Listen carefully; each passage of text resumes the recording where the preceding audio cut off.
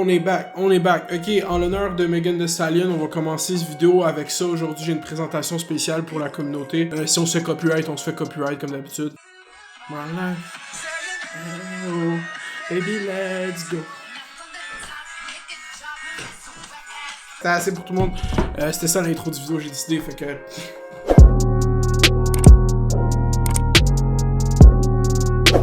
Cette vidéo est wild, c'est jamais de quoi que j'aurais pensé dire, mais rendu là dans 2020, il y a plus tant de headlines qui font du sens, puis j'ai vraiment décidé de laisser le temps à cette histoire de comme se développer puis qu'il y ait plus de détails pour en parler sur internet, parce que même moi j'étais bambouz quand ça a sorti. Okay? Si t'es pas au courant, cette histoire implique deux des stars les plus proéminentes dans le monde du rap, surtout en 2020, Megan Thee Stallion et Tory Lanez. C'est vraiment beaucoup à dépacter, puis je vais essayer de faire ça le plus clair possible, comme genre tu check la vidéo, bro, t'as compris ce qui se passe direct. Il y a eu un incident entre les deux rappeurs qui était en train d'être vu publiquement vraiment souvent. Tout le monde commençait à remarquer que ces deux rappeurs se tenaient beaucoup ensemble, que ces deux personnes se tenaient beaucoup ensemble. Puis Tory Lanez a eu son claim to fame pendant le confinement avec fucking Quarantine Radio. Quarantine! 10 millions de followers sur Instagram, le gars qui fait plus de views en live sur Instagram, signe un deal avec YouTube, c'est comme the king of the hour, c'était Tory Lanez. Il était sur son plus gros come-up, même si sa carrière musicale puis son catalogue musical est quand même déjà massif, mais Tory Lanez était au pic, mettons, de sa popularité mainstream. Et de l'autre côté, t'as Megan Thee Stallion qui est vraiment comme au top, comme étant l'artiste féminine qui domine le plus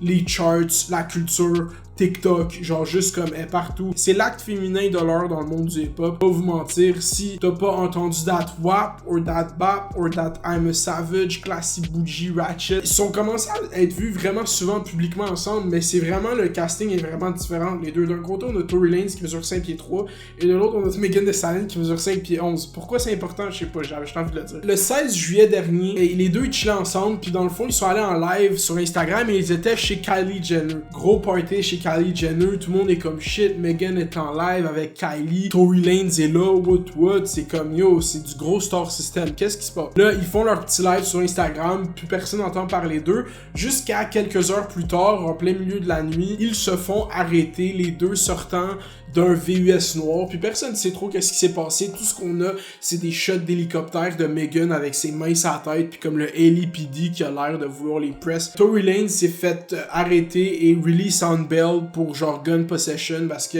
de un, c'est un citoyen canadien, il a pas le droit d'avoir une arme aux États-Unis. Il se fait arrêter, release on bail, mais il y a pas de charge pour assault. Megan Thee Stallion, tant qu'à elle s'en va à fucking l'hôpital, genre parce qu'elle est blessée, personne sait trop pourquoi. Puis au début, c'est vraiment dans le flou, personne parle. Puis là, les spéculations commencent, pourquoi ils se sont fait arrêter, pourquoi Tory Lanez s'est fait fucking arrêter mais pas charge, pourquoi qu'il est à l'hôpital, qu'est-ce qui s'est passé? Les fucking blogueurs disent n'importe quoi, TMZ dit n'importe quoi, Shade Room dit n'importe quoi.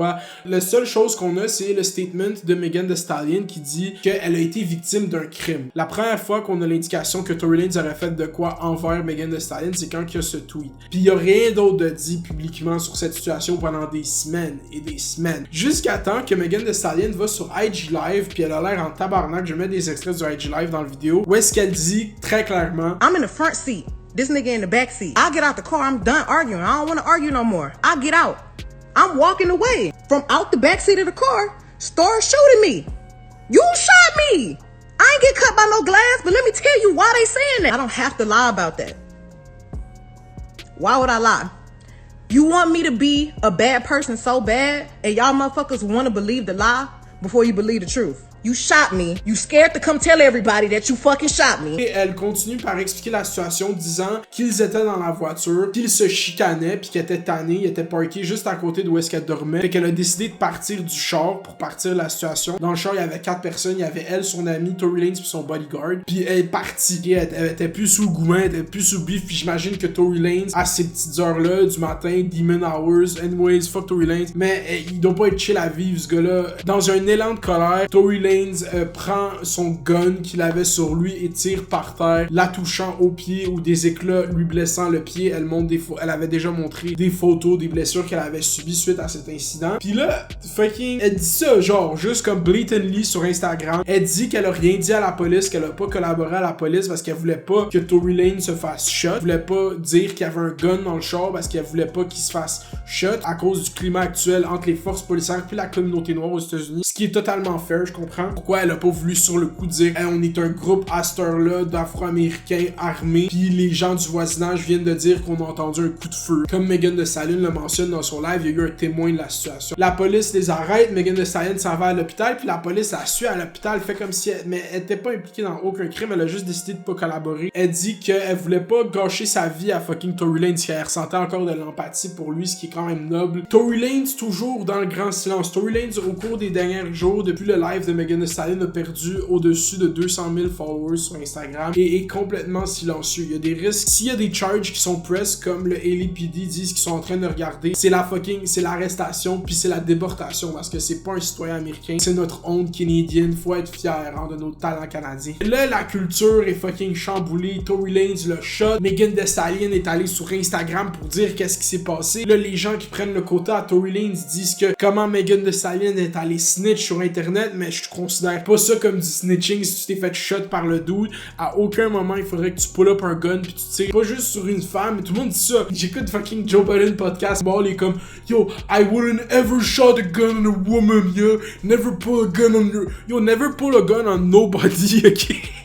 C'est que les gens aux States ils vivent dans ce film constant. C'est pour ça que les commentateurs culturels de la culture aux States mettent vraiment l'emphase sur le fait que comme il y aurait pas dû shot Meg parce que c'est une femme, mais comme il y aurait juste pas dû la shot parce que pourquoi tu shot quelqu'un? Hier, c'est sorti, aucune idée de où est-ce que ça sort, comment TMZ a pu avoir ça. Ils ont dit qu'ils ont ils ont vu le texte que Tory a envoyé à Meg le lendemain que c'est arrivé, puis il est juste from the bottom of my heart, I'm really sorry. I know you're probably never gonna speak with me again, but I just wanted to let you know I just got too drunk. J'avale tellement pas cette excuse. Pour vrai, moi je pense que Tory Lanez aurait dû faire le move direct des intox, juste faire comme j'ai un problème de consommation parce que je vois too drunk, mais à un moment donné être mal jusqu'à fucking pull up un gun, bro, tirer par terre. C'est fucking absurde. Cette histoire montre encore que, pis oui c'est fucking whack pour Megan, c'est la victime dans ce vrai crime là. Meg Thee Stallion, elle se laisse pas butter par des shit de même.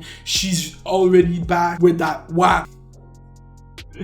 Fucking Lucky Luke, hein. Ça va en revenir. Que les text messages ont leak, puis là on apprend que comment qu'il joue ça, c'est qu'il just got too drunk. Et tout ce qui sort à ces moments-là, quand c'est des stars de aussi haut niveau, c'est pas nécessairement juste leur personnalité publique qui sont en jeu, mais il y a beaucoup d'argent en jeu. Fait que tous les moves médiatiques qui sont faits à partir de ce moment-là sont vraiment contrôlés sur comment que nous, ils veulent qu'on apprenne l'histoire. Il y a sûrement beaucoup plus à cette situation qu'on pourra jamais savoir, mais tout ce qu'on sait, c'est que c'est Tory Lanez le clair perdant. Puis je sais pas s'il est cancelled for good pour avoir fait ça. Il y a beaucoup de gens qui vont me dire ouais. Moi, qu'est-ce que je dis, c'est pas les gens qui aiment pas quelqu'un qui le cancel, tu comprends? Faut que ses propres fans le cancel et arrêtent d'écouter sa musique. C'est fucked up. C'est une histoire à la saveur de 2020 qui ne surprendra plus et qui ne surprendra plus jamais. Ma take là-dessus, c'est que Tory Lanez a fuck up sa carrière. Pour vrai, je vois pas. Oui, tu peux te remettre de ça puis continuer à faire moindrement de la musique, mais tu vas jamais pouvoir atteindre le succès commercial que t'avais en tête étant le fucking protégé de Drake puis genre faire des beats avec Drake. Drake, il va plus jamais faire de beats avec toi, même si vous FaceTimez tous les soirs